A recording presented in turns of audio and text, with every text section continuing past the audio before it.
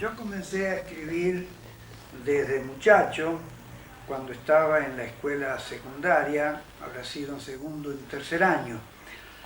Pero publiqué ya siendo una persona mayor, porque pasé muchos años en el campo, en la colonia de San Antonio, donde fui maestro rural, como ya he dicho muchas veces, donde si bien escribía asiduamente, no he publicado ningún libro en ese lapso, sí algunas colaboraciones en algunas revistas y diarios de Buenos Aires y de acá, de la provincia.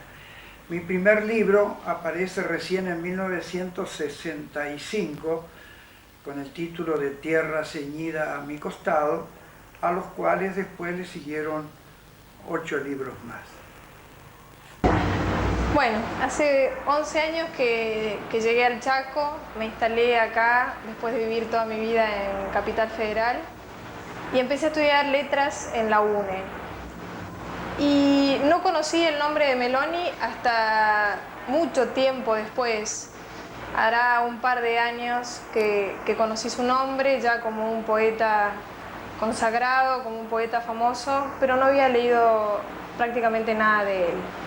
Hasta que un día llegó a mis manos uno de sus libritos, esos libros chiquitos, blancos, con letras grises.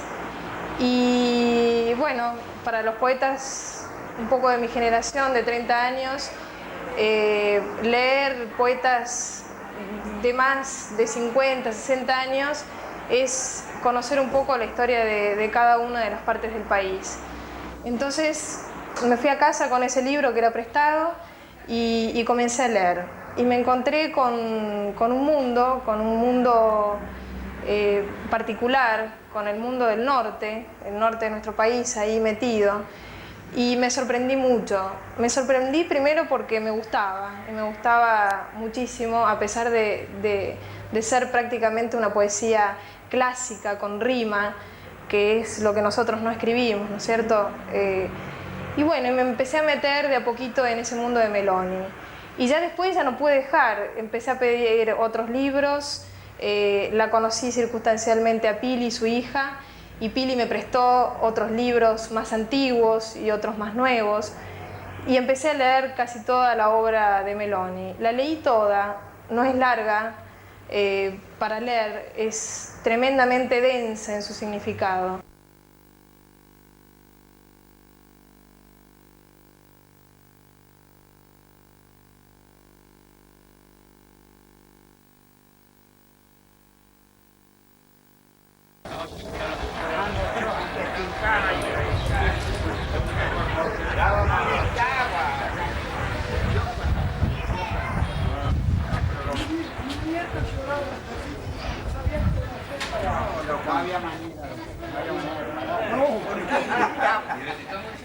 Porque gritaba tanto.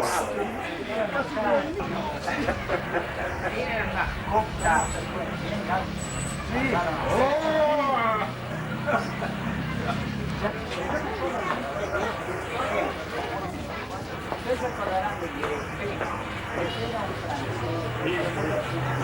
un amigo de algo,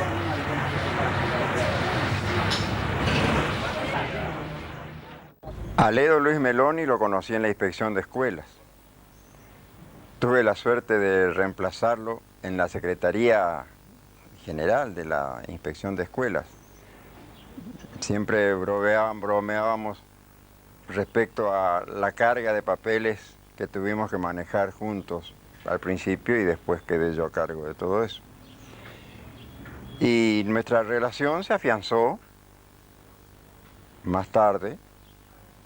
Yo ya conocía su obra poética y tuve mucho interés en profundizar esa relación, porque siempre me pareció que Meloni era un hombre extraordinario, de hermosas condiciones morales y además con un gran sentido del humor. Tuve oportunidad de conocer su obra poética, la que ya había escrito, y después que se afianzó nuestra relación, la que fue produciendo. De manera que siempre tuve ese orgullo de ser su amigo y de ir conociendo a veces de primera mano algunas de las poesías que después iban a ser publicadas en periódicos o en libros.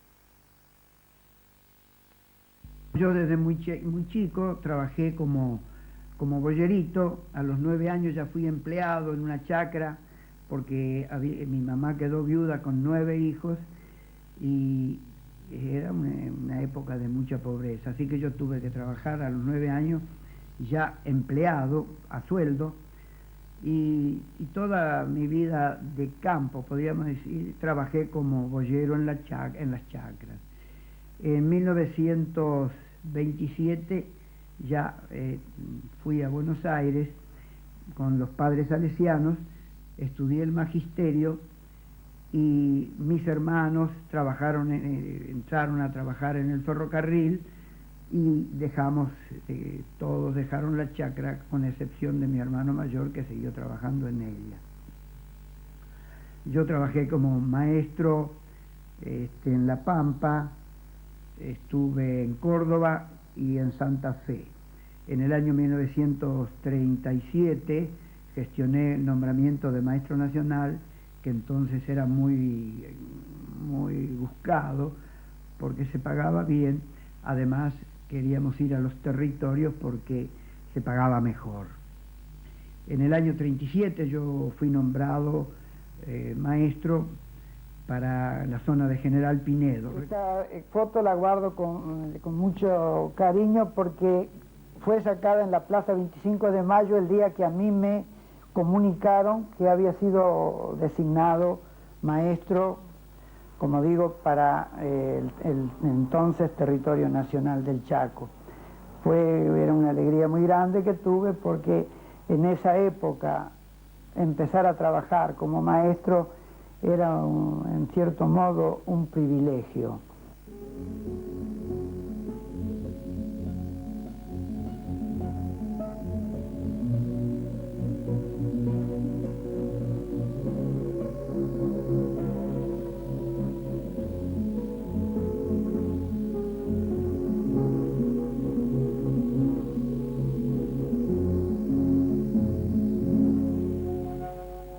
Mi primer nombramiento fue para la escuela de Pampa Dorotier, donde trabajé 1 año y medio, y se creó en ese entonces una nueva escuela a 5 kilómetros de Pampa Dorotier, que era la colonia de San Antonio.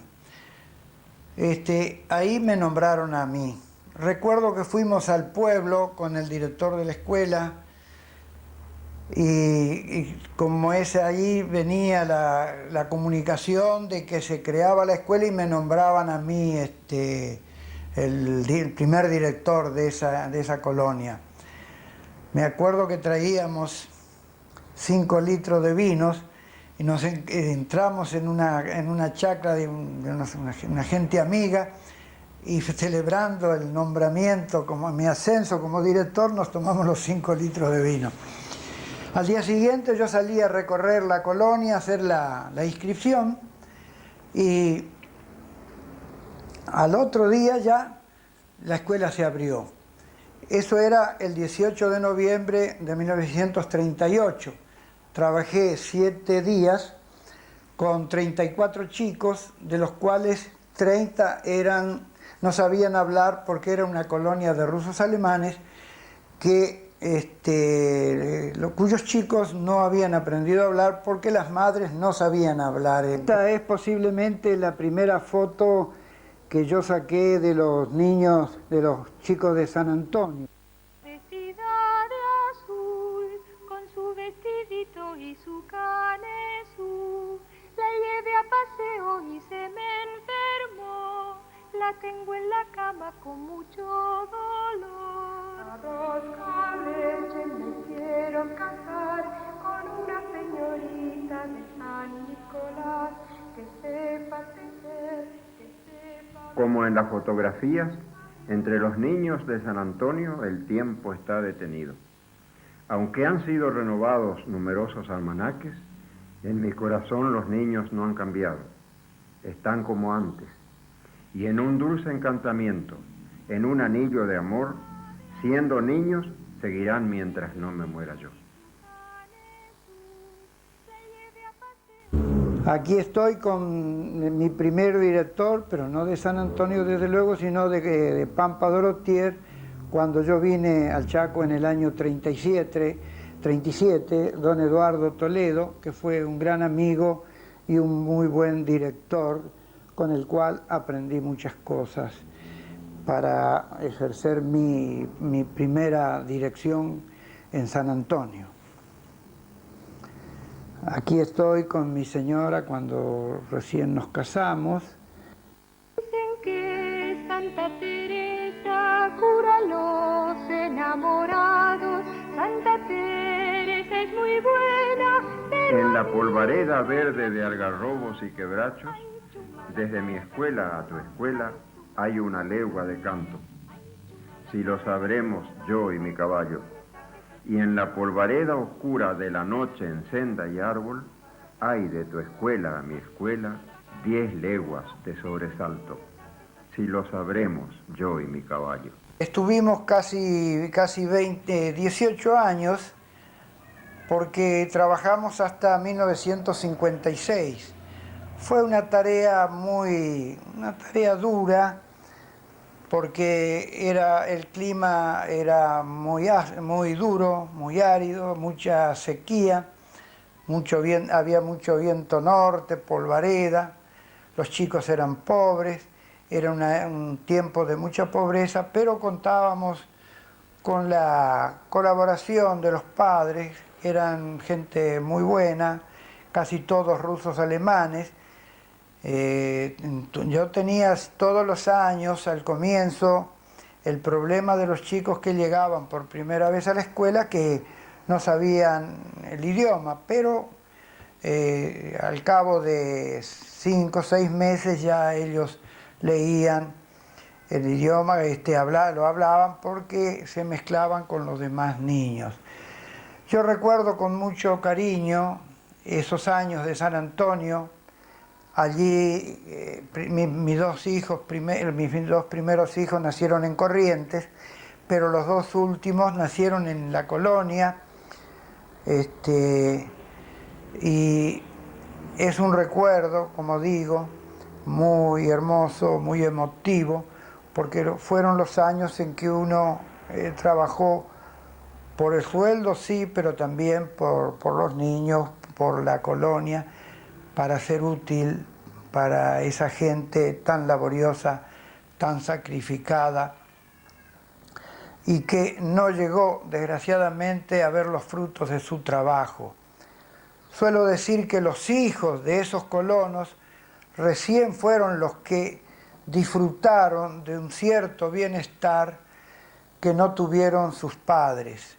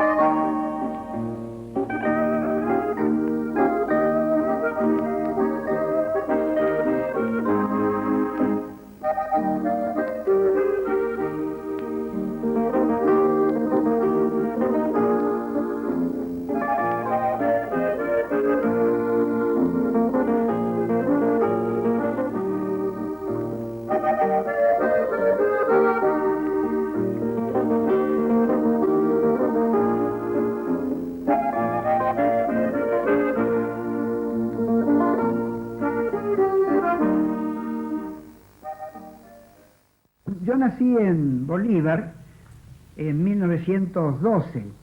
Mis padres eran italianos. Mi papá había venido primero en 1907 y después de trabajar un tiempo en la construcción de ferrocarriles en la provincia de Córdoba y en la provincia de Entre Ríos, viajó a Italia para traer a mi mamá y a 2 hijos que ya habían tenido en Italia. Después, mi papá fue inspector de vías en la provincia de Buenos Aires y, por último, dejó el trabajo en el ferrocarril y alquiló un campo en la estancia de Huetel para dedicarse a la agricultura. Trabajó por varios años hasta que en 1919 él murió. 15 días después murió un hermanito mío de 4 años. Fue un año de una gran inundación en la zona que yo recuerdo en un poema titulado Elegía para un niño, que es precisamente un poema a mi hermanito que había.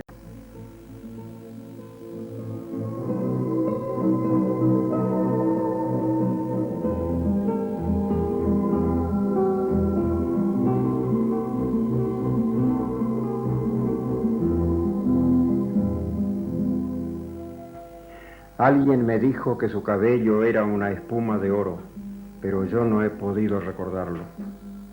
Él también se fue cuando la mítica creciente, cuando el agua borró las chacras de Huetel.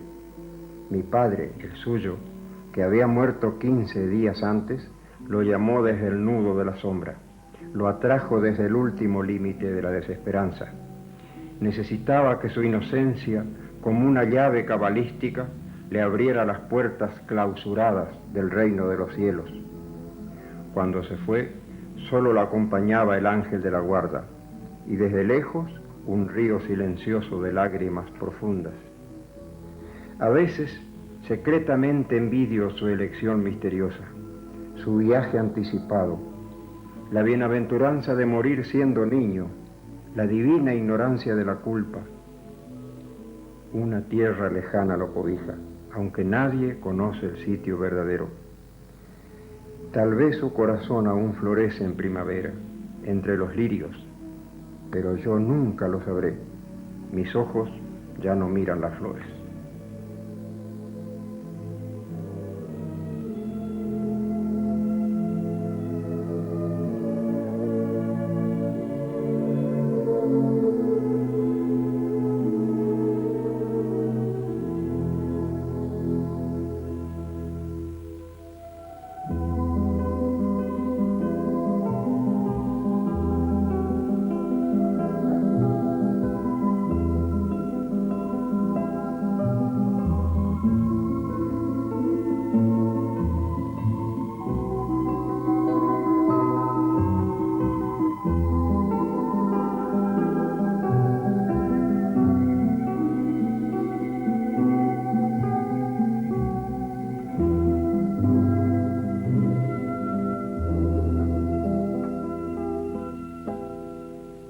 Advertí que tenía como 2 vertientes Meloni en su obra.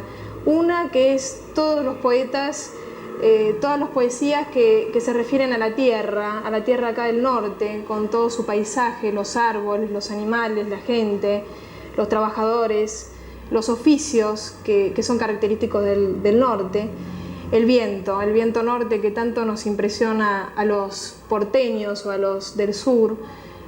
Allí estaba, en esas páginas. Y después otra vertiente, como más interior, ya no tanto el paisaje exterior metido en la poesía, sino algo muy de adentro, los miedos, la impresión de la muerte, la cotidianeidad, los ritos de todos los días, los amigos, la familia, los hijos, los sentimientos más profundos.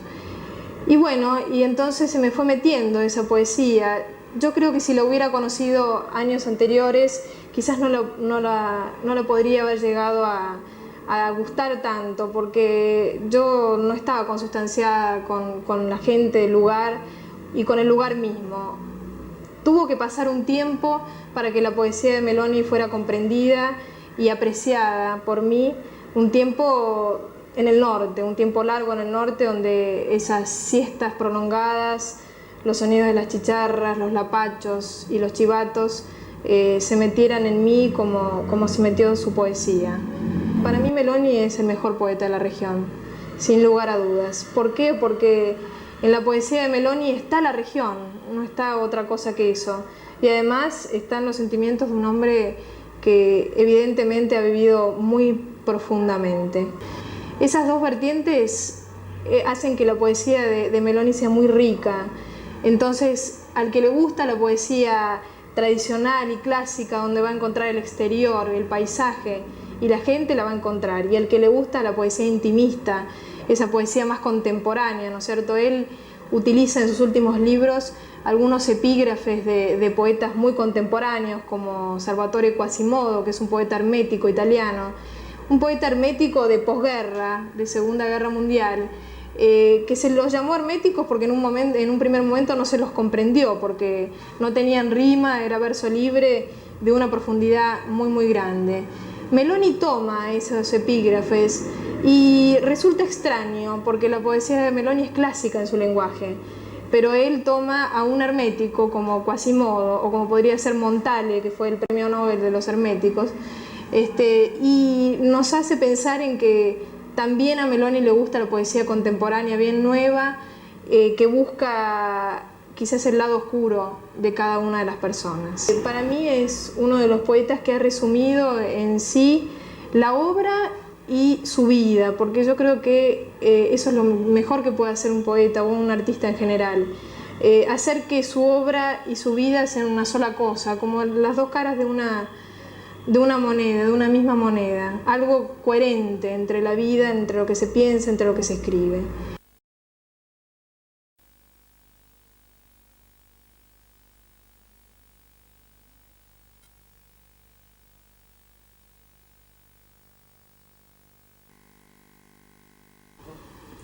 Mi último libro, Antes que sea noche, toma su título de un poema memorable de Salvatore Quasimodo, Premio Nobel 1959, que dice: cada uno está solo sobre el corazón de la tierra, traspasado por un rayo de sol, y de pronto anochece. Este poema tan breve y, como digo, memorable, le dio el título a este último libro mío. Pero el título, aunque pudiera parecer lo contrario, no es una voz desesperanzada, ni es un preanuncio de despedida. Es el tiempo en que uno está vivo todavía, está traspasado por ese rayo de sol de que habla el poema. Hay sí algunos poemas de frontera, pero de frontera inicial. Es la memoria de la infancia que vuelve con algunos hechos memorables que uno ha querido registrarlos en ese libro. La vida es algo así como una circunferencia que se va cerrando paulatinamente a medida que transcurre. Cuando se junta la infancia con la vejez, es como si esa circunferencia se hubiera cerrado casi definitivamente, y la muerte la cierra definitivamente. El hombre que llega a la vejez es memorioso porque recuerda con más intensidad los hechos de su infancia. Este libro registra algunos hechos de la infancia que, como dije, dejaron una cicatriz indeleble en mi espíritu. Ahora, todo escritor sabe que lo que escribe tiene la sensación de olvido, porque la vida transcurre olvidando. Pero es la regla del juego. Sabemos que la palabra puede perdurar, pero bien no puede perdurar. Yo ya lo digo en el último poema del libro, así: mientras el fuego nos asiste, elaboramos con amor nuestras palabras y las soñamos para siempre, eternas. Pero un día sucede lo previsto. Las palabras se van como nosotros, las nombra y las atrae dulcemente el olvido. Se vuelven a su origen, desaparecen como si nunca las hubiéramos escrito. Pero esta es, como digo, son las reglas del juego. El hombre escribe, el escritor escribe sus palabras, arma sus castillos de arena como los veraneantes en la playa. Hacen castillos de arena, figuras, sabiendo que al atardecer, cuando viene la marea, cuando el agua avanza sobre la playa, esos castillos, esas imágenes serán destruidas definitivamente. Pero, mientras tanto, en el momento de la creación,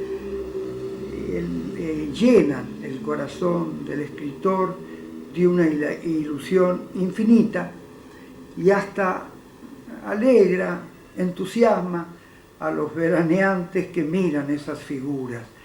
Pero al atardecer, como digo, la marea se las lleva. Pero eso es algo que el escritor sabe de antemano que así ha de suceder. Y todo escritor, grande o chico, acepta esta regla de juego resignadamente, pero también con espíritu de esperanza.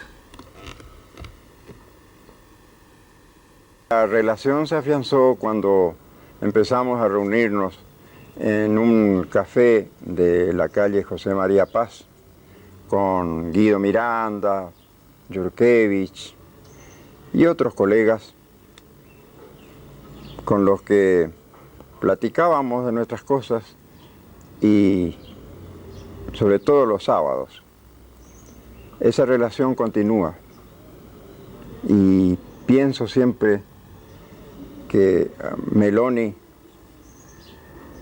conserva todas las condiciones sin ninguna fractura, sus condiciones de amigo leal, de buen poeta y sobre todo un excelente ser humano, a quien todos queremos y respetamos mucho. Su vida, para mí, es transparente y su obra tiene la gran significación de las creaciones que surgen espontáneamente, sin ningún esfuerzo. Por eso seguramente es tan transparente, es tan real y descubre tantas realidades y tantas bellezas de los seres humanos, del paisaje, de la vida misma. El año pasado, la Liga de Madres de Familia de Resistencia tuvo la deferencia de proponerme para el premio Santa Clara de Asís, que se otorga en Buenos Aires a diferentes escritores, gente que trabaja en los medios de comunicación. Reconozco que en Resistencia había mucha gente que merecía más que yo el premio. En esta fotografía estoy con la presidenta de la Liga de Madres de Familia en el orden nacional. La entrega del premio Santa Clara de Asís, que se llevó a cabo en Buenos Aires, en el Plaza Hotel, fue un acto muy emotivo y a la vez un reencuentro de muchos escritores, gente que trabaja en los medios de comunicación.